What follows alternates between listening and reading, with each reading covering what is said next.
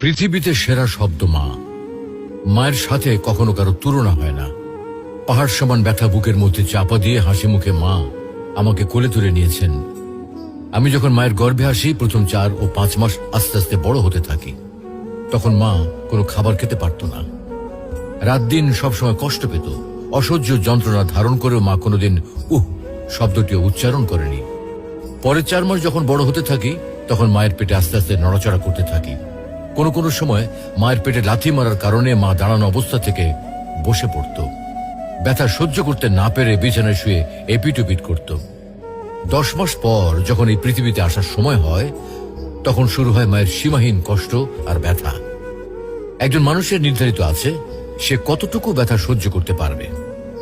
সন্তান প্রসবের ব্যথা নিয়ে বড় বড় চিকিৎসা বিজ্ঞানীরা বলেন একটা মানুষ সর্বোচ্চ 45 ইউনিট ব্যথা সহ্য করতে পারে। এর উপরে হলে